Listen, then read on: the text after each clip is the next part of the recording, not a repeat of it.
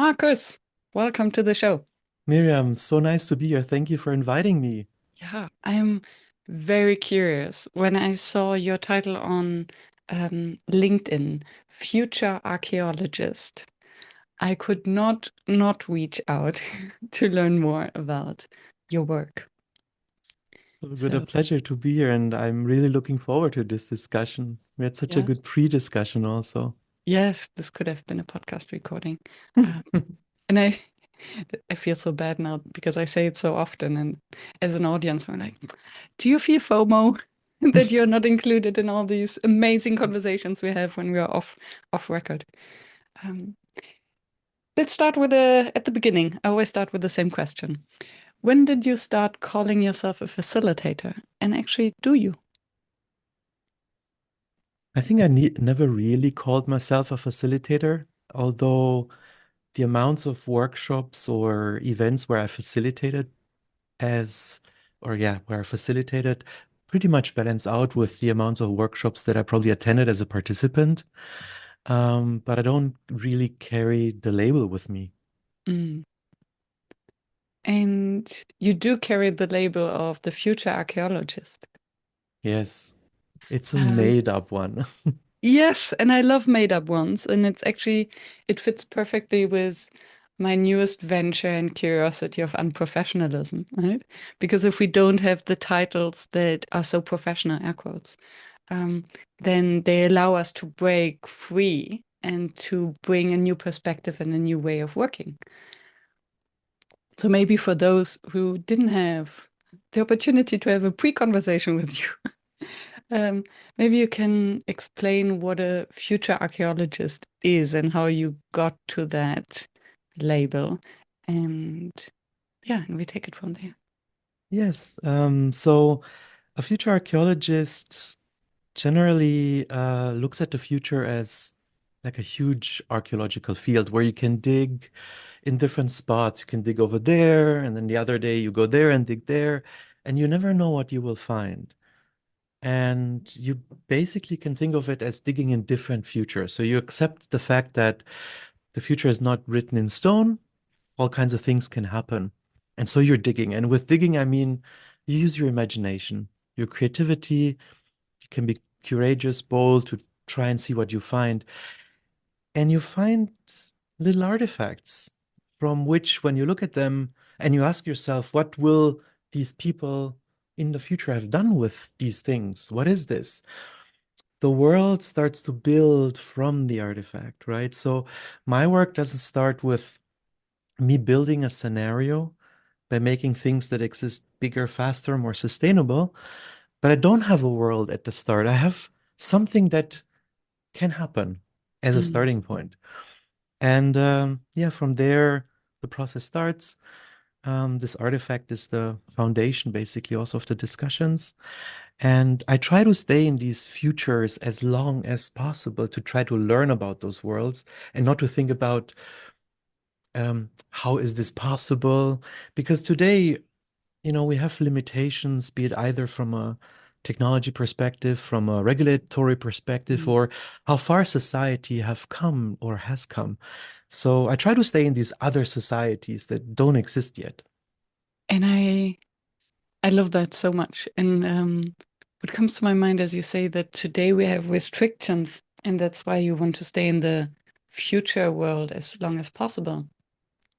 When I look at the speed of how fast technology is developing. And well, regulation, not so much, but I think at some point it has to catch up. And I'm reading this book, a lot of books at the moment about AI and how everything is developing so fast. I think once you're done with exploring your future and artifact, the present will have caught up anyway, So in one that way or another. that would be amazing. But you bring up a very good point when you say technology develops in a different speed than regulations.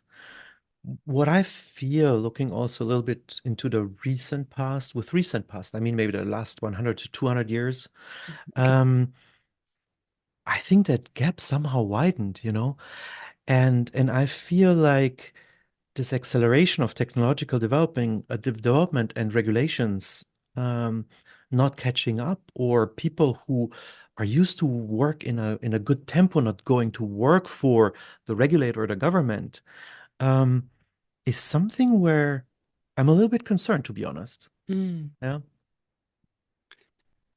The widening gap, and that then we're basically lost in this uncertainty, you mean, where there's something at hand that we are using, but it's in this intermediate liminal space that is not regulated and maybe not the new norm.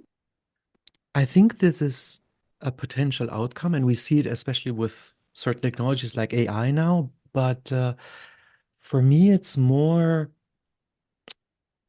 and I probably have to think a lot more about this before I would write about it, but I can say maybe my thought here.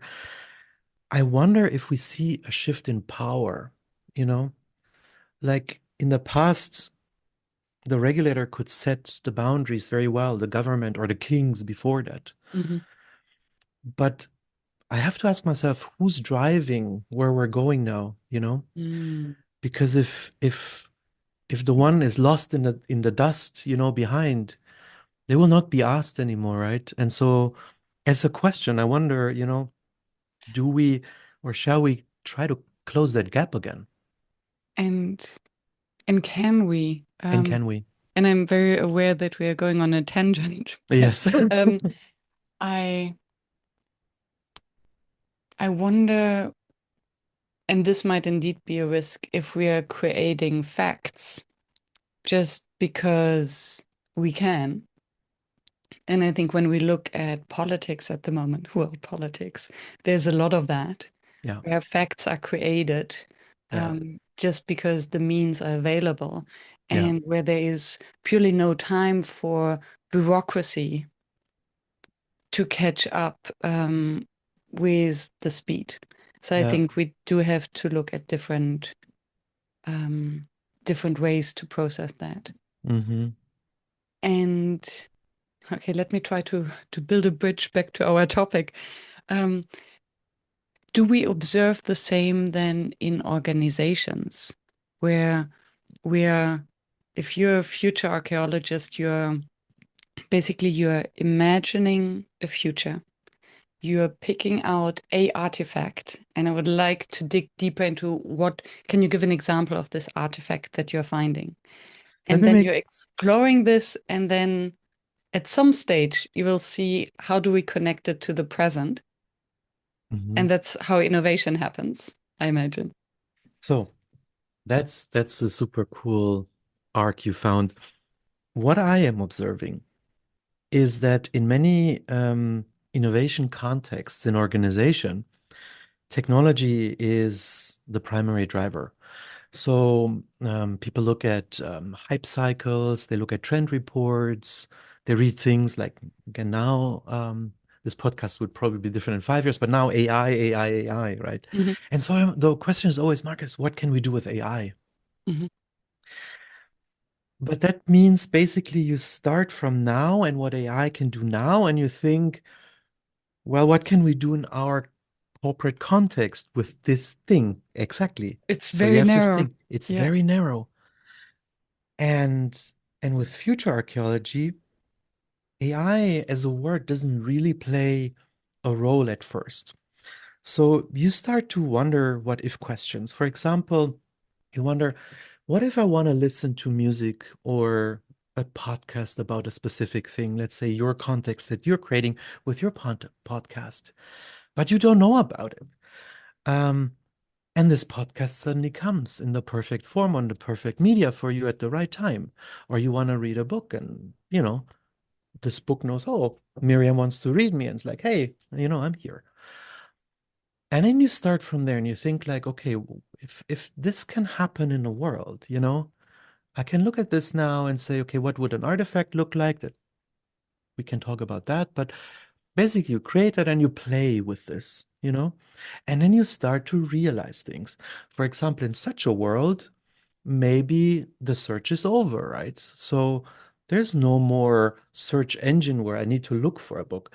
Maybe you don't need like a web front, like an Amazon store, or similar, obviously, because they're just an intermediary that connect a non-intelligent book or non-smart book with you so that you can find it. But now it breaks away and so on and so forth. And when you go through this for hours and hours or weeks and weeks, you will find out if you think this is desirable for you in your corporation, what you do in your business, you will find what you would do with AI. You would, for example, say if you produce services, you would say, oh, maybe I should make a smart product, a Mm. product that I can talk to or my clients can talk to. And then you look at what can AI do now and you get a feeling, how can a version one be? But you would already have a vision. You would not just Mm. start with what can I do? Because maybe you would have never come to this point if you would just take your current platform and say, what can I do? Let's say you are a web shop.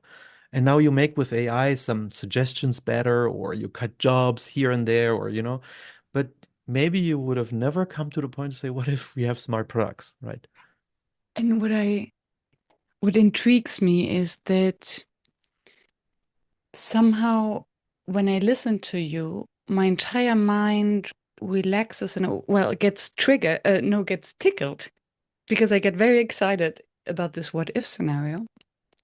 And what it feels like is that that we can then stop running after catching up. Because if we develop a product that is constructed to what we can do today, we know for sure, as a matter of fact, tomorrow it will be able to do more. So we are constantly updating the product so that it catches up with the new status quo. Whereas when we have designed for something in the future, then it's only, oh, today we can come one step closer to it instead of running after. So it's kind of, it puts us in control Exactly to right. some So, extent. yes, it puts us in control and we can shape that future within that context that we're moving in. And the other way that you just described, when I transfer this to what I see in organizations, is this huge hype to be an agile organization. It's something that I hear left and right. Mhm. And it is a good form to be organized in an agile way, but it's completely different if you walk agile towards the future and you adapt to if something in the world changes, then you have no idea. It's a thick fog. You Mhm. walk through the fog, you don't know if like in 1.5 meters there's a huge cliff that you'll fall down. And all you can do is react to the next stone that you see.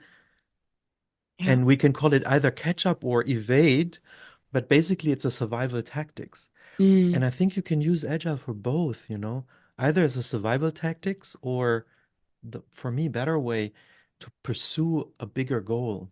Yeah. Yeah. And what also comes to my mind is two things. One is uncertainty is the biggest threat for our nervous system. Yeah. As a matter of fact, uncertainty triggers all these fight, flight, freeze.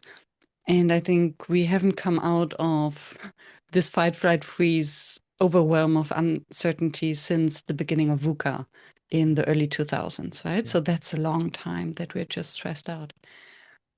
And so how might we overcome that uncertainty? Well, by just picking a random future and working towards it, because a random future is as likely as an unknown future. So why not just betting on one? And correct me if I misunderstand you and just making things up. But the second thing that also comes to my mind is I listened to a podcast with a brain scientist who said um, that how important it is to the law of attraction, how important it is, independent of all the woo-woo talk. But if we tell our brain what we want to achieve in the future and we reaffirm it every day, our brain will make sure that we get there, right? By finding the breadcrumbs. So yeah, I'm so in love with your method because it makes Yes. so much sense on so many levels. Yeah, you're absolutely right.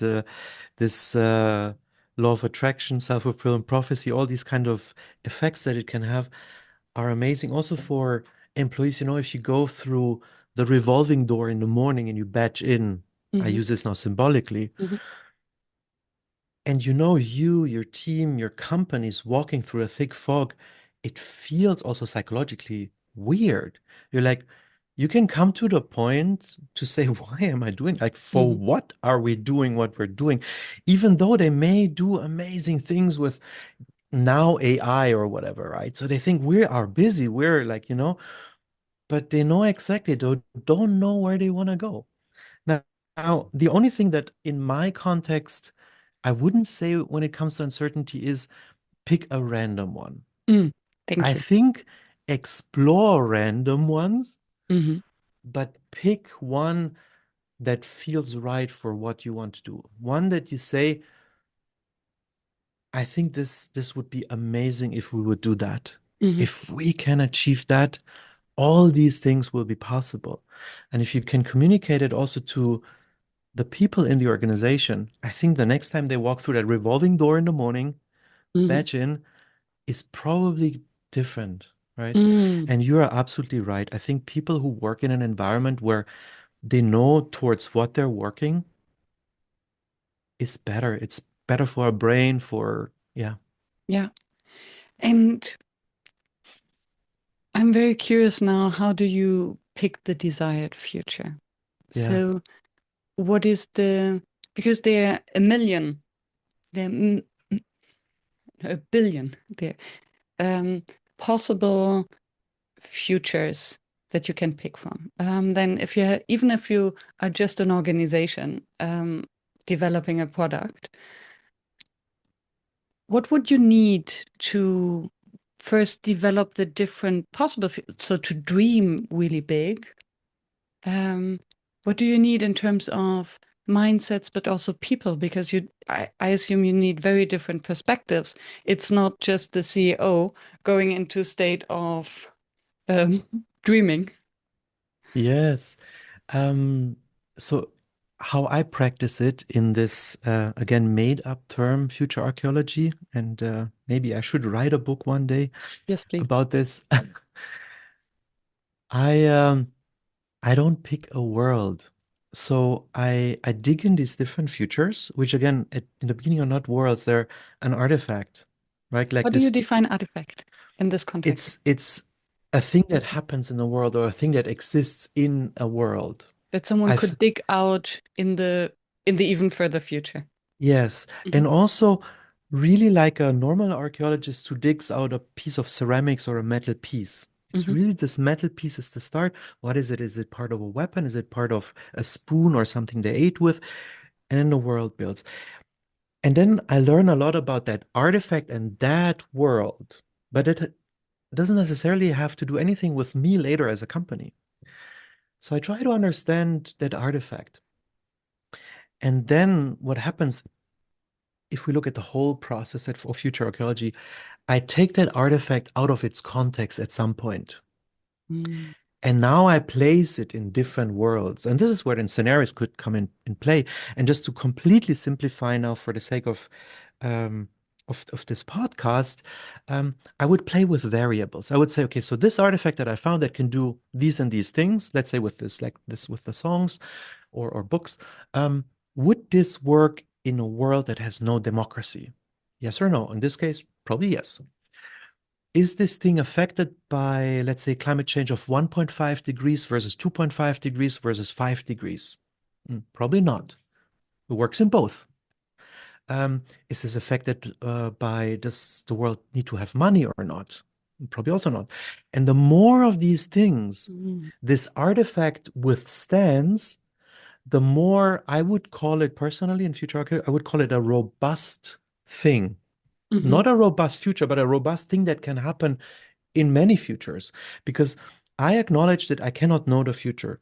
So what I need for the company is something that they could say, probably no matter what happens, which is never true. All Hmm. kinds of crazy things can happen that you never thought of, but you thought of so many things, not just one scenario or four, that you would say, if I bet on this thing, that we will try to accomplish this, we don't know how yet, probably, and now, no matter what, in quotes, Hmm. happens, we will succeed with it.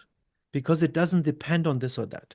And this is a little bit contrary to when you build a scenario which is fixed, which is really hard to build if you really want to predict a world, especially if you talk about the 2050s, for example, and you say, there's also persona, I don't know, Sophia, 35, single, lives in New York, loves cooking, da da da, and you build a solution for that in that scenario. What if that scenario doesn't materialize, right? Mm. So what companies then do is they create many, many scenarios, and I think it's probably the most costly way of trying to explore uncertainty, if you ask me. Mm. It it sounds like we are forcing control onto something that is uncontrollable just Yes. to calm down our nervous system. Yeah. And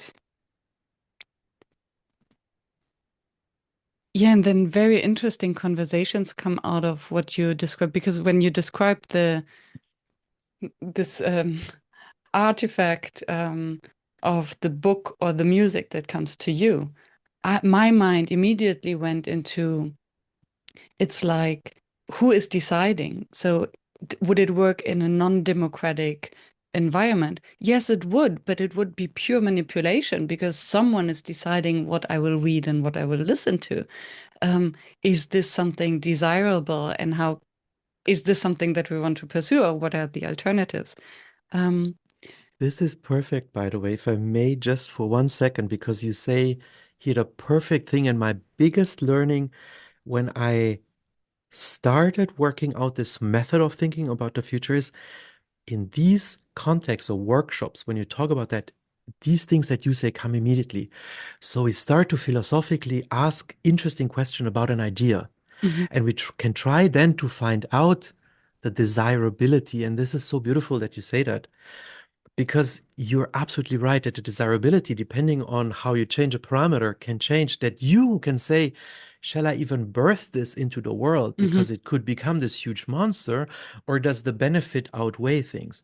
Then the mhm, control aspect also can immediately come out. And you were saying earlier, what kind of team members would you need, or mhm, people in the workshop? If you have now someone from, let's say, behavioral psychology, they could say there's the paradox of choice. Some people are super happy with getting always the perfect thing. They would always, even today, would say, yes, yes, yes, just it's fine. This auto insurance, I'll take it. And there's the other end of the spectrum, which is, I want to compare 18 and I mhm, want to decide. And in the perfect implementation of this now made up idea, it would know that Miriam would feel comfortable if she gets 5 podcasts or books suggested.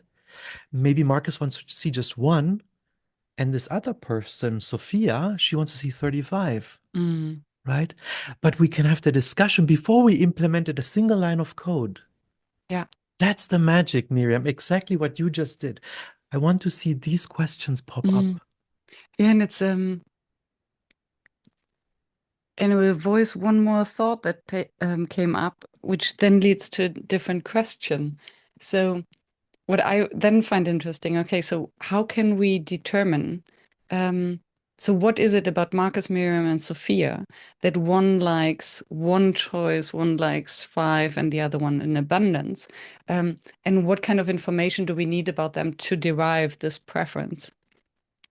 Um, which then helps us really understand our customers and how we might put them into buckets.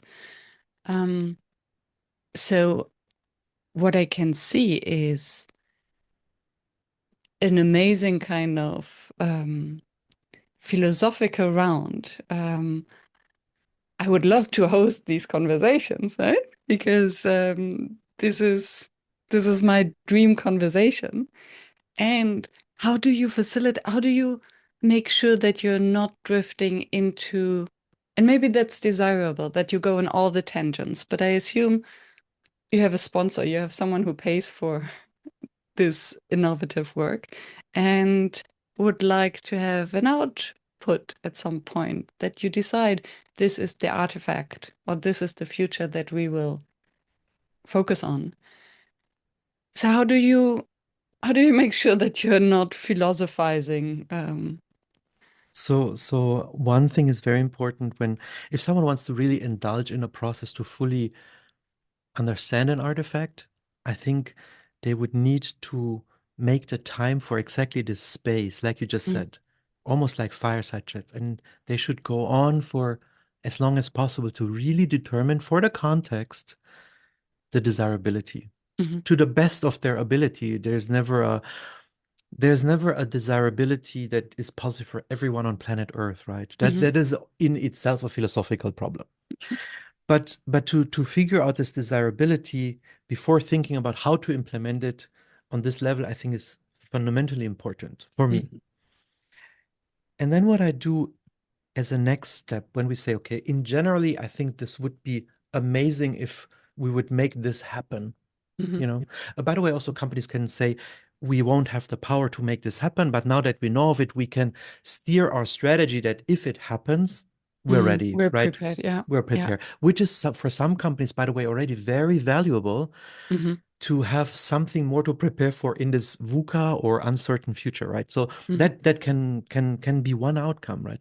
But the others who want to say, I am a company. I want to create a future in my sector. And this can be insurance, this can be automotive, banking, whatever.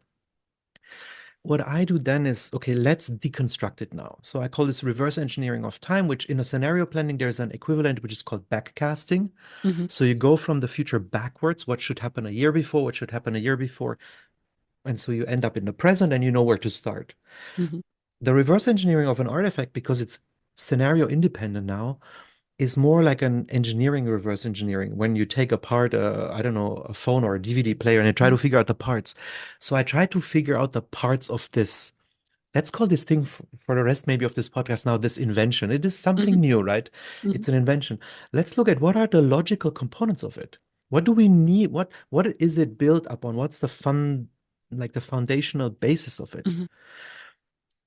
And that is very important for companies to understand what are the components. And now That coming are also with bridging. independent of the. Mm, Independent of will it be in a democracy or not, right? What are the components? Who will this thing touch? Yeah, the regulator, it will touch this, that, da, da. And then when it comes to technology, will this thing need AI? In this case, probably yes. Will this thing need blockchain?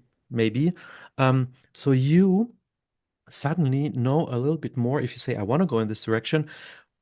What is even of interest to me in my corporation now?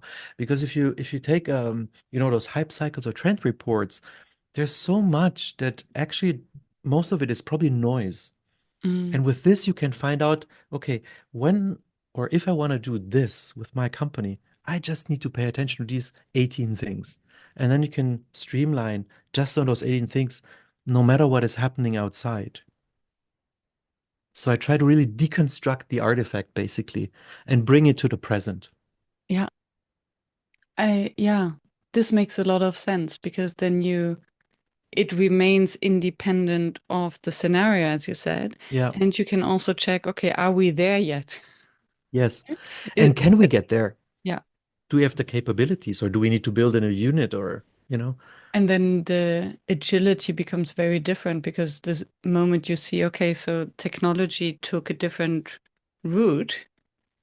Oh, so now that we are going in this direction, Hmm. what does it mean for our artifact and our planned future? Hmm. And this Um, is for me how change comes, I think.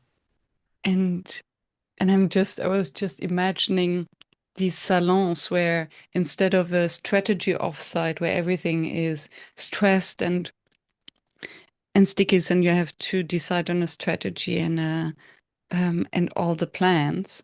The leadership team goes on an offsite and just enjoys these salon discussions. That would be Oh, like if this would happen on a larger scale, this would be amazing, yeah, Miriam. yeah.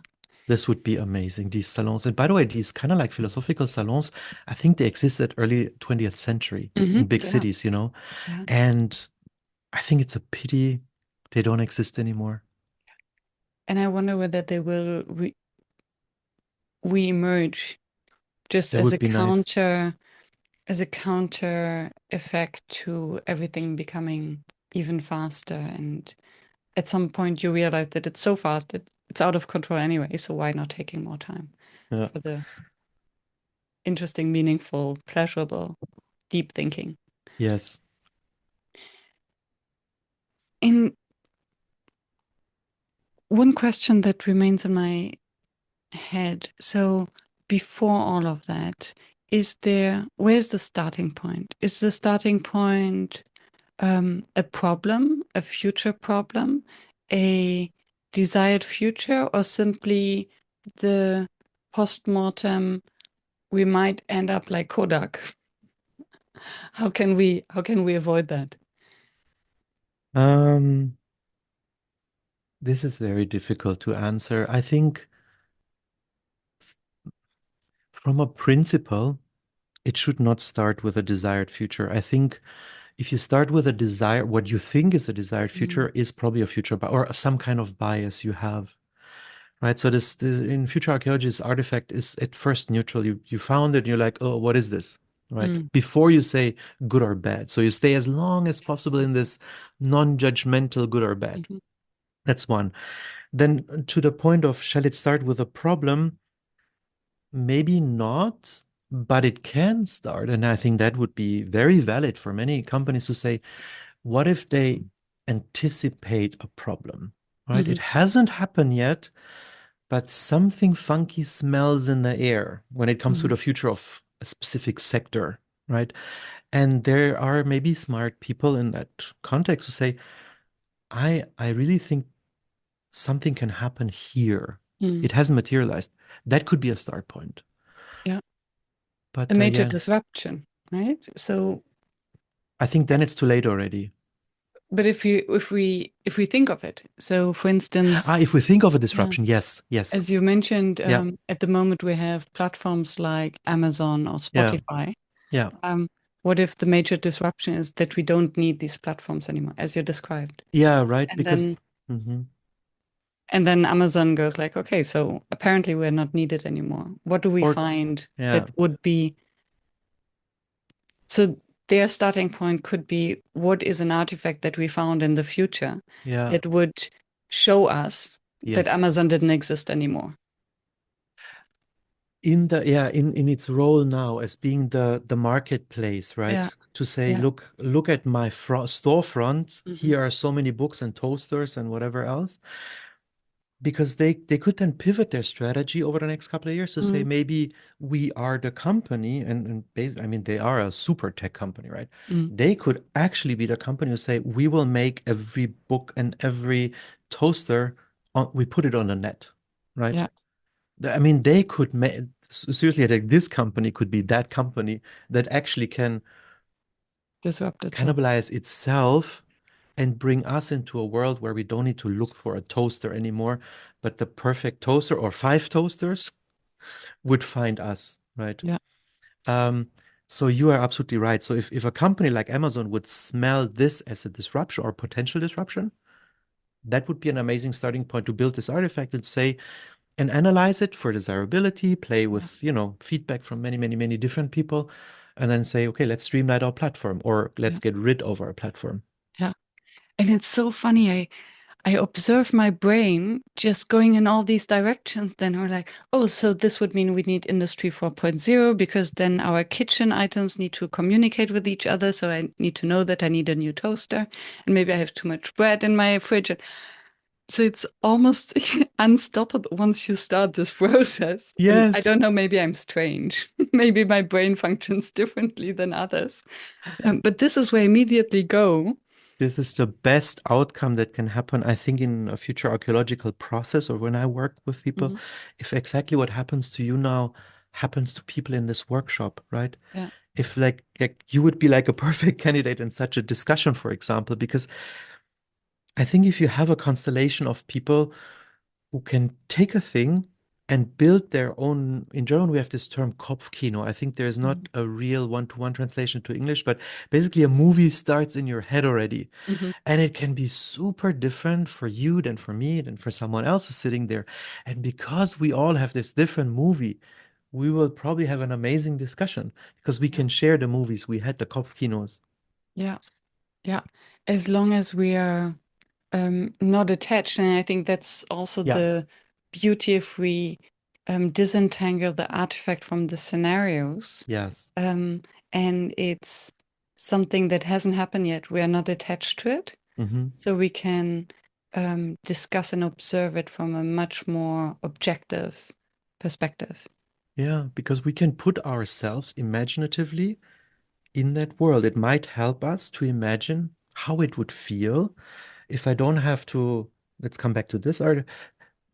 What if I don't have to go and open a streaming service, a movie streaming service, and have to scroll 30 minutes to finally find something I want to watch? Yeah. Because and how would it be if this goes away? Would I like that? Mhm. And you can go through a Kopfkino and things change, right? Yeah. And so this is something maybe also for the audience, they might now think, yeah, this sounds nice, but who would pay for that? So you have actually done that. You have Yeah. worked for a company that paid for it and was willing to lean into this experiment, um, into this very innovative process to approach innovation. Yes. Um, First of all, that, and maybe also for the audience. So I did this professionally for 9 years at a major corporation. Um, then afterwards, now I'm a future archaeologist on my own, so to say. Um, the level of how far the engagement in this process that we just talked about goes mm, really heavily depends on the client now. But there's also something, and maybe for a discussion at a very later point, Miriam, if our paths cross again, I'm also working on my own future archaeological artifact right now. mhm, It's just that I cannot yet, like at this point of the recording, I talk about it. cannot talk about it publicly right now. Mhm. Yeah. But I'm I'm I'm I'm doing one myself now, not for someone else. Fascinating. So you're basically designing your future, innovating your future, applying your own method. Yes. We, that's beautiful. And it reminds me how the design thinking method at some point was used for designing your life. Mhm. Um, I didn't mean designing my life. I'm working on a future artifact um, in a specific sector mhm, where I think I found one of these disruptions, mhm. and I found an artifact that can make it happen, where I'm currently in the phase of understanding more about it.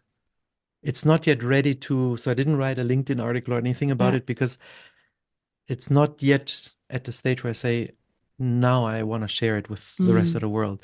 So it's not for my life, but if For this works business. out, I would like to spend my life on this topic. Mm. Let's put it that way. But I can also miserably fail. And I've seen while I was doing it professionally, how certain artifacts, they can fall apart, right? Can They're you give not a an example? guarantee that the first thing you find when you dig in a future will also be something that will survive the next couple of iterations of thinking about it and reverse engineering. So yeah, Which makes a lot of sense. So it is the prototyping stage. yes. Um, and then okay, there was one thought that I have to articulate before I can move on. Hmm. Because an opportunity, possibility I see, and I'm thinking of the founders of Netflix, and if I listened to one of them on a podcast, and it was fascinating how they started. So these two guys met each other working at the same company, and they decided they wanted to start a company together. So every day when they commuted to work, they would throw business ideas at each other and then roast them until the one day they were like, huh, what if there wasn't a late fee for these DVD rentals?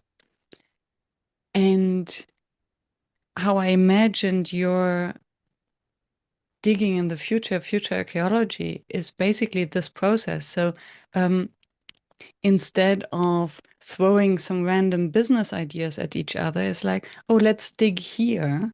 Oh, let's dig there. Oh, I found an artifact. And then let's look at this artifact for however long until it falls apart and we realize, oh, it's not ceramics from the from the 30th century, but it's just a piece of plastic from yesterday.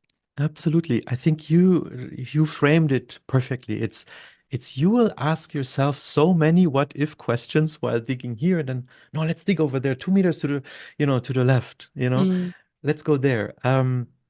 It's this process, and it goes and goes and goes, and yeah, sometimes you find it's like a ceramic, you dig it out and it turns to sand. mhm. It's Yes. you never know what will happen. Yeah. I think you have to write a book. Sorry to say that. Uh, Yeah, I yeah. think it's a beautiful method that we could apply in many different ways.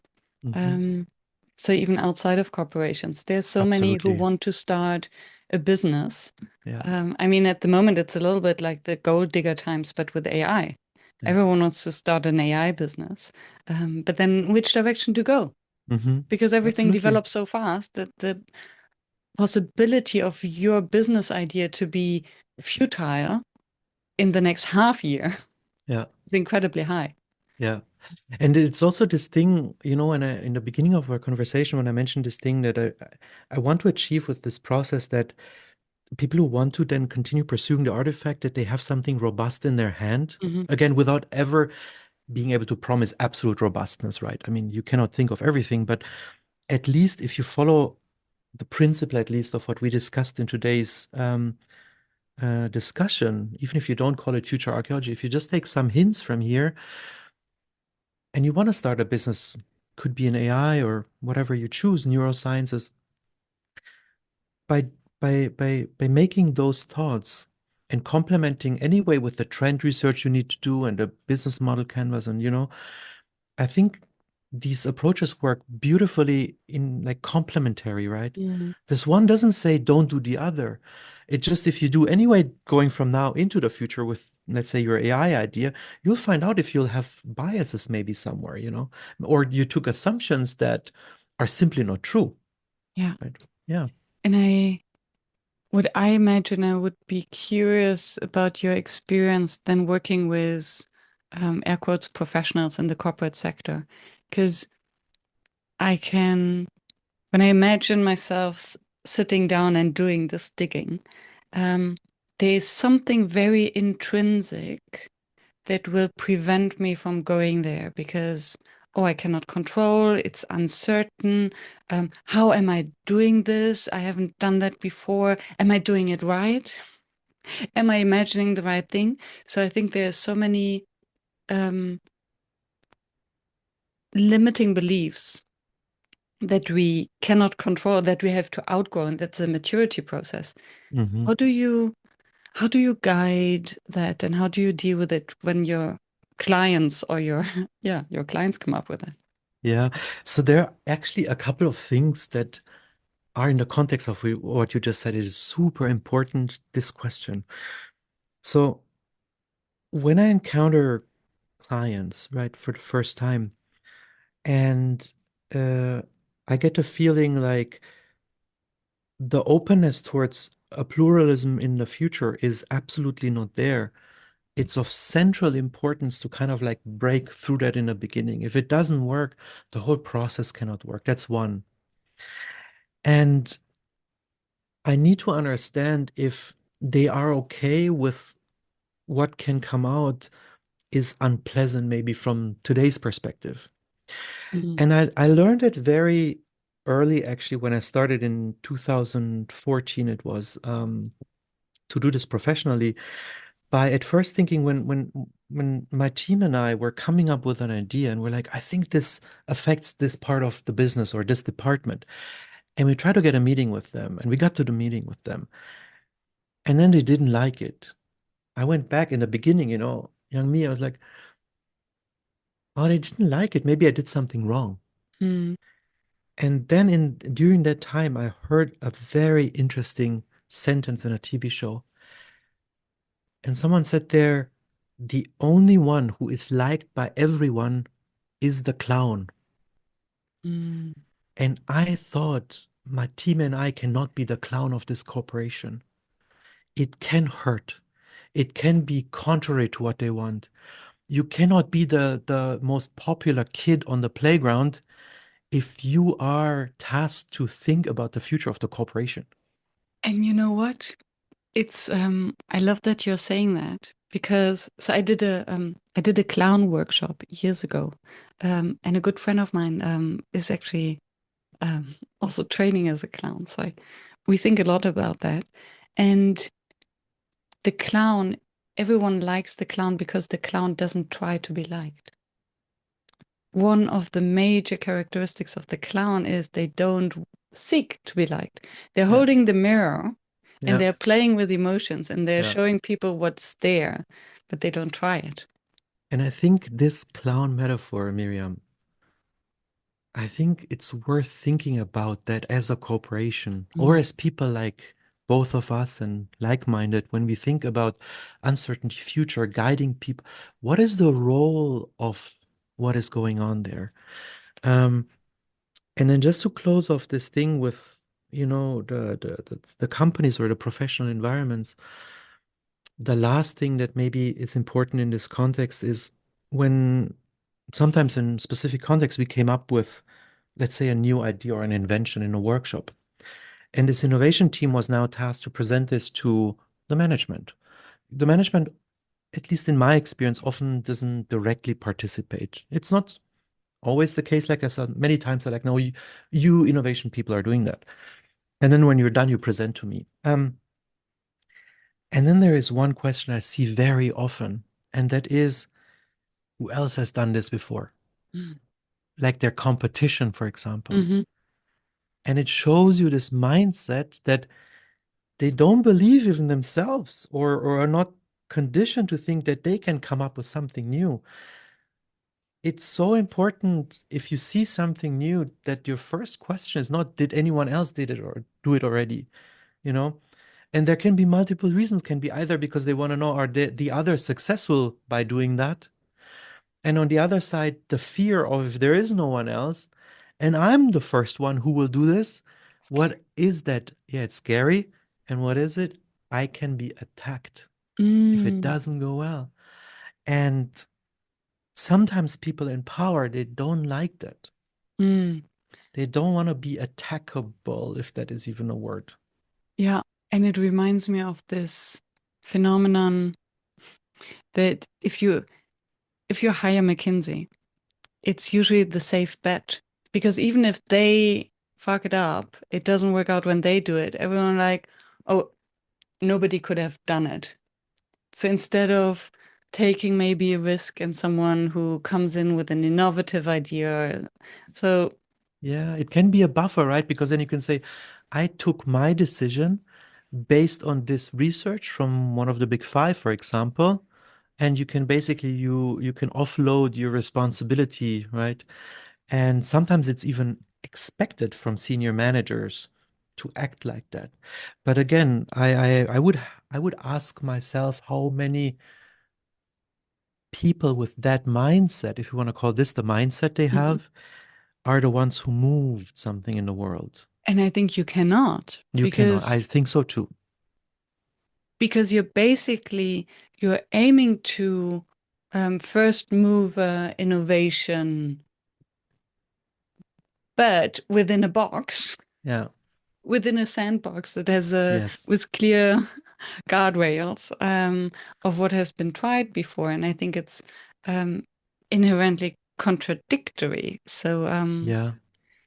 And also what happened to some companies who pursued this approach when you look at again history is when you do that too long, and these consulting firms consult many other competitors of yours as well, and you never question it or come up with your own thing, what can happen, doesn't need to happen, but can happen, is that you will make yourself indistinguishable over mhm, time of the others because everyone bases their decision on the same thing, more or less. And then from a client perspective, you're like, firm A and firm B in the same sector, what's the difference now, yeah. right? Where they may have been super different when the founder started. And I think that's exactly what we are observing at the moment Yeah, me too. on the level of corporations Yeah, and brands yeah, that yeah maybe they have a slightly different branding so they speak to different consumers and at some point they will merge because they realize that their profits will be higher yeah, and we can even see it on the level of freelancers and individual brands that too much of same because it's scary to stand out. Hmm. Absolutely. And I don't know whether it was Seth Godin, must have been him, who said, if you if you wanna if your strength is to conform and to deliver, then be work for someone. If your strength is to stand out, then work for yourself. But don't try to stand out working for a corporate, and don't try to conform when you're by yourself. I And am it's not sure if I would sign off on that, by the way, really. Miriam. Yeah. So let's put it that way. I think it's in itself absolutely right. But I didn't leave the corporate contexts because of that. I think in the big corporate context I was in, I think I navigated myself probably unintentionally in my role because I probably said here and there something off, the path. But what I really appreciated at I worked for two large firms, like really large firms. The challenges they tackle are amazing. And for a person, at least like me, I liked the complexity a lot, Mhm. right? That now being by myself with my own has other complexities, but I love complexities in corporations that struggle. I really love them. And I think there's something very interesting to solve a really big problem Mhm. for a really large corporation. Mm. I really like that. But you're absolutely right with what you said, and I would really sign off. I just think it can be looked at differently. Yeah. Yeah. Um, yeah, and yeah, true, because the large corporates, if everyone is just conforming, Yeah, then they're prone to fail very quickly. absolutely. And those who Yeah. can stand out and Yeah. are there in this management circle or meeting or at the right time in this right place and say, and have the courage, Hmm. because there's always this thing, or maybe that's your last day in this corporation, but to say, hey, I have this idea. What about this? Yeah, that have the courage. And then does the company provide the psychological safety Yeah, or the culture, the context, however you want to call it, yeah, for this person who dares to yeah, stand out in a corporate, to actually stand up and voice that yeah. So in without them having their head chopped off? yes, right, in corporate context where basically y- you're fired because you do that is probably also not the context I am referring to, where Yeah. because there are no possibilities to do what I was just describing. Yeah, so not every large corporation is like what I experienced. I am absolutely aware, but the right big corporations have amazing problems, Mm, like fascinating problems. yeah. I love them. I really love them. Yeah.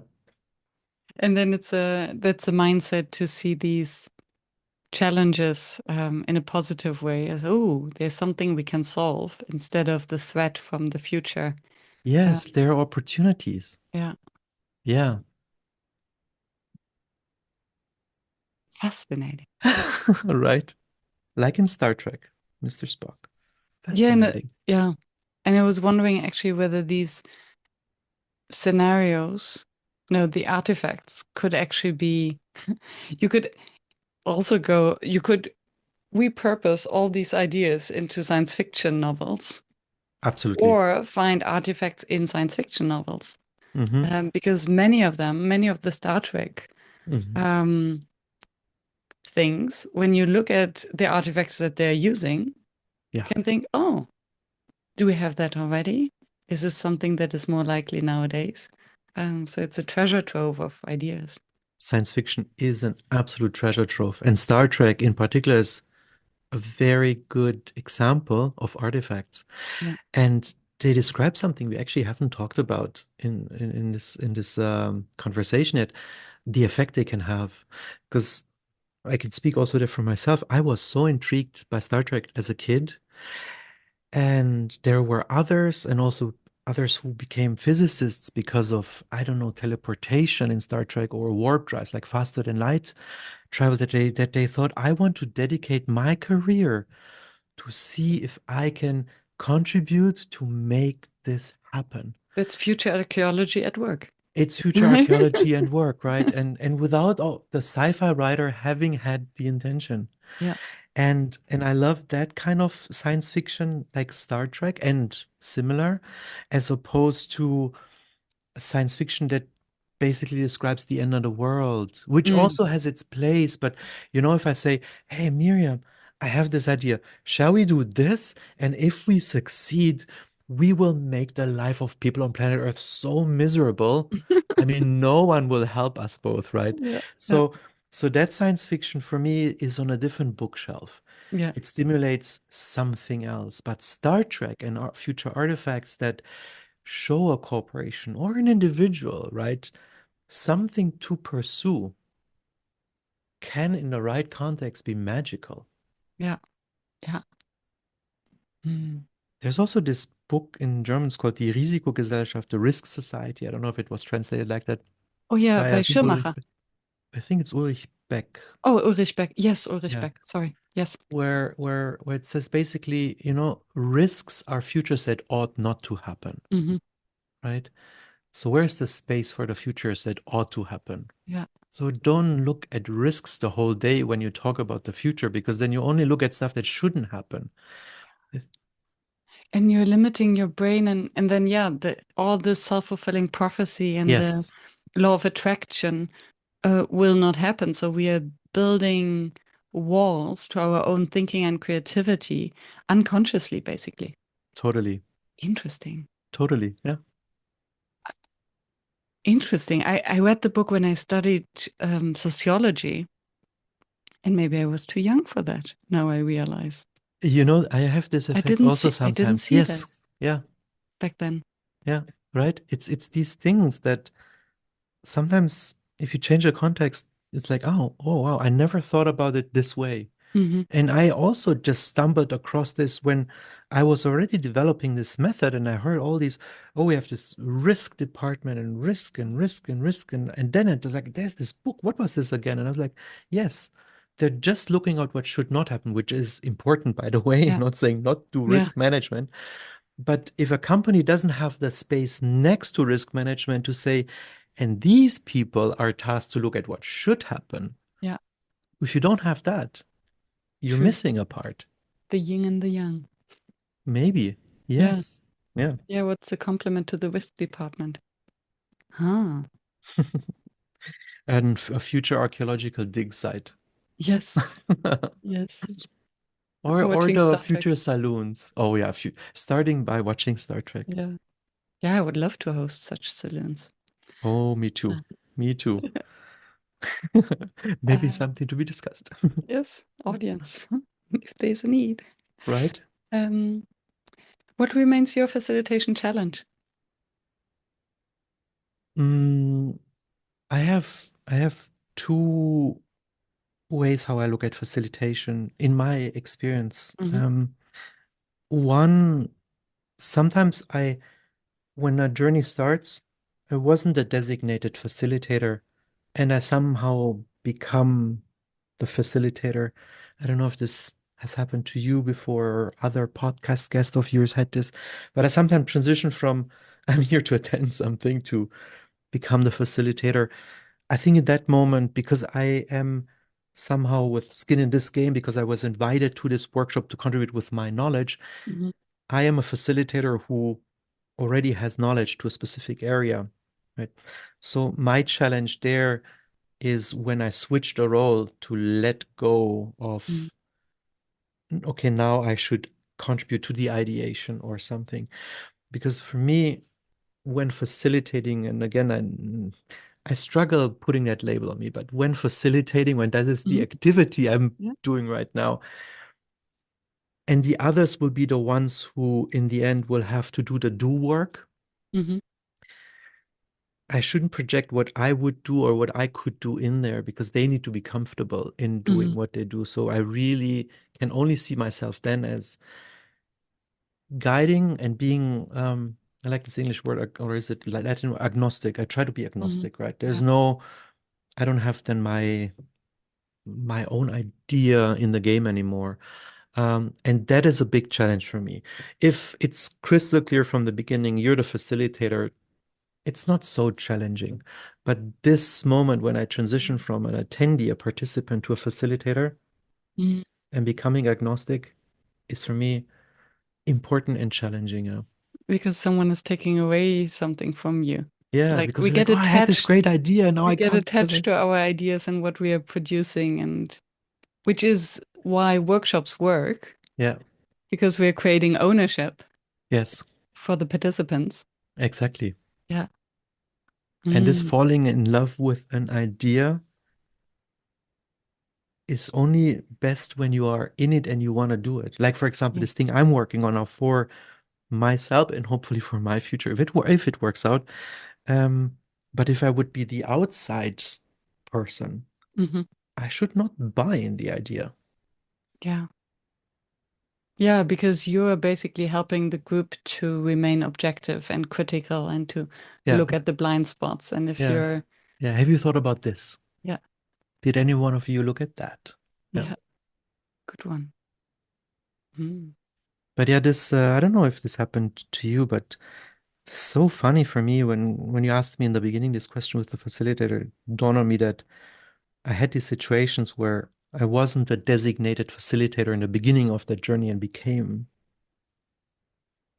Because you do have the skills and the process was chaotic.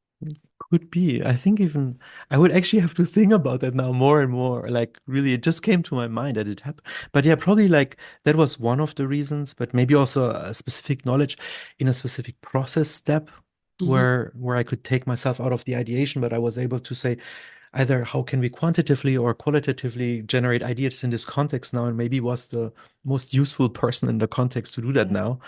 Um, but yeah, that's also something interesting. Yeah, the transition from becoming a facilitator over time within a process already. Yeah. Yeah. And I think it is because we do have, it is a superpower to steer a group towards a process and to have this meta view on, oh, what I can see what is happening right here, right now, even if you're part of it. And I think this um, perspective um, is not a given. And then, yeah, it can become um, a risk if you voice that too quickly, that you see it and that you have a solution, that suddenly you have to be responsible for it. I mean, when I studied computer science, and during that time, I was very idealistic about something called Linux. For those who know in your audience, but doesn't matter, an operating system. And I was super idealistic about it and the whole open source things around Hmm. it. And I'm still passionate about it. But when switching from a university context to a commercial context in a large corporation that has clients that want maybe a solution from this corporation or this corporation, and you would, even if I would think, oh, but it would be so nice if they would use this open source, I learned that when it comes to now steering the clients who I work with to find the best solution for them, my ideology has no place. Hmm. No place. And then carrying on through my career and then later future archaeology and then workshops and all that stuff, that's something I learned, lucky me, maybe very early, that I need to leave that outside the door. Mm. I have my opinion, but that's not my role when I try to find the best solution or help a group to find the best idea for their issues, Yeah. right? And and maybe that's another reason why you have to write your book. Because if there is, like for design thinking, for instance, there's a very clear process and everyone could know potentially what needs to be done in order to follow the process, so that nobody, either everyone is facilitating air quotes, the Mm-hmm. process is facilitating, and they don't need this one person. Mm-hmm. So once you wrote your book and you have your process, then you can step out Right. It's a good of the role point. of facilitator and participate. So True. done. Problem True. solved. Yes. I need to think of that, Miriam. Yeah. I'm sorry, I'm planting the seed and I'll be your Oh, cheerleader. you do. Oh, yeah. I don't know. Also with the methods, through now more than 10 years doing this, so many methods I learned, I experienced, I I also am really a believer of not taking also here religiously or idealistically one method. For example, design thinking. Design thinking has its spot, but I need to Mm. feel that this is now the right thing because design thinking was sold to me very early as this thing that helps you to shape your future. Mhm. Work iteratively in this double diamond thing with Mhm. prototypes, be creative, build something fast, expose to client. Don't need to explain, obviously, design thinking, but I realized in that process that if I don't have the right starting point or the right question, Mhm. Doomed. doomed. And asking 100 people, 10,000 people on the street about something will not give you the future because 10,000 random people on the street either do not intrinsically think about the future by themselves or they repeat what they have heard, what others are saying, what the future of work is, or Mm. education, or Bitcoin, or whatever. So, what is the quality you get, right? But as if you go with, let's say, what we discussed earlier, the book finds you Mhm. something they've never, like and then you go and say, how would this feel? And you build a prototype. You get other results of this design thinking process. So, for me, it's always so important, not what is the name of the process, but when shall I apply? At what Mhm. stage is now design thinking good? And for one company, it can be here, and for the other, it should be here, right? Yeah. And I've seen some contexts where people thought, oh, I've seen my competitors doing design thinking, let's also do it. Yeah. And it's yeah, it's intriguing what you're saying because based on our conversation now, the interviewing the personas, design thinking solves today's problems and not tomorrow's problems. So if you're solving today's problems, the moment where you have the solution, the problem's different. Yes, it moves. And I think this is something the post VUCA I now learned it's called the Bani. It's a Bani problem, right? So maybe This is new design to me, Barney. Bani is about the A is let me double check. The A is anxiety. Um, Here we go. Brittle, anxious, nonlinear, and incomprehensible. Hmm. Which I find interesting because it's also kind of the internal process. VUCA is only the Hmm. external, how Hmm. the world Hmm. functions. And for me, anxious and brittle is kind of Hmm. also internal. Anyway, um, but it sounds as if, yeah, the design thinking process has served us until a point where suddenly everything is changing too fast. Or, and maybe I'm too much, I'm reading too much about AI at the moment because I also want to acknowledge there are industries that are not moving as fast. So Yeah. if you're in an industry that is slower, or you're producing, I don't know, notebooks. Hmm.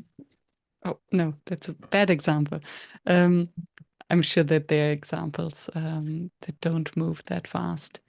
And then design thinking has its place. Yeah, and I think for sectors that don't move fast or they look like they don't move fast, I think what is important there, and this comes now back to the saloons, right? Mm. I think what they and their leadership need to somehow do, if they would ask me, which they don't, but if they, is to start to see how can I read the signs of time, die Zeichen der Zeit lesen, Mm. right? But not through, like you said, um, just looking at now problems, or why are we struggling with notebooks or whatever now? But to read the signs of time, I don't know Yeah, if you say this in English, that I think, and there's not done a lot of do work. It's a lot of thinking work in those yeah. sectors. And this might be the biggest problem Mm-hmm. that we talked about that maybe before we hit the record button. Mm-hmm. How little thinking time people allow Yeah, themselves and how little thinking time we allow ourselves. absolutely. For me, it was easier when I spent the 2 months in Australia, where half of the day, most of the day, nobody was missing me because I was on the other side of the world. So I had a lot of thinking and journaling time. And now I'm back in Amsterdam and I realized that my calendar suddenly is full and I don't even know why. Mm-hmm. Mm-hmm. Absolutely. This Yeah, taking the time, finding the time, and thinking about the future time needs to be a realization at some point, yeah, but cannot be forced upon, I guess. yeah. But I would be an advocate for everybody.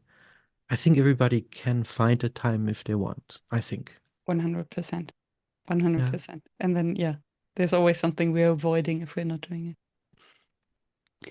What is it that you would have loved to know, have known before, or your advice to your younger self?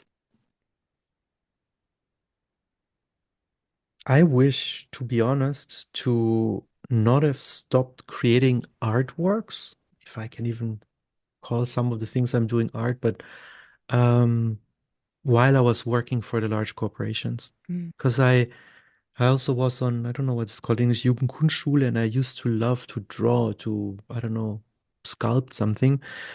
And then I got into the big corporate context and I found a new outlet for myself, which I still pursue, which is photography, which was this thing that was easily doable next to working 100% at a large corporation. But I think I should have looked for the time to continue painting. mm, Because now, since I'm outside that context, I'm doing it again, and I learn so many things by doing so. So, yeah, taking the time, not just about the future, but giving your creative outlet, and it can be reading for someone else, whatever, really, really the time. Because for me, it cross fertilizes my work. yeah,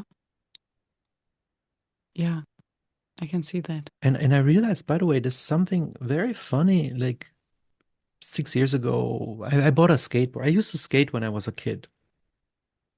So I was like, let me get a skateboard and let me get to work sometimes with a skateboard. And so the same like route to work was suddenly different. The Mm, same thing. I was like, I never paid attention to this. I never paid attention to that. I never paid attention. Why is this here? You know, when you walk, it's like completely certain things are non-obstacles or, and just by doing something that had nothing to do with the other, you see other things. I think metaphorically speaking, I think you will see other things if you don't just look at the things at hand in your sector or something. um that's fascinating for me, like. yeah, it is. It is. And I think that's something my girlfriend challenged me when I was in Australia to do something new every day. And as small or as big, going to the same cafe, but then ordering something that I wouldn't have ordered before. Just looking for the small things that could be different. This makes Absolutely. a big change. Yeah. So, yeah. And then also sci-fi, because you said AI, like Star Trek, there was this TV show, Star Trek Voyager, at some Mm, point. And there is an AI that went a little bit crazy because it was a doctor.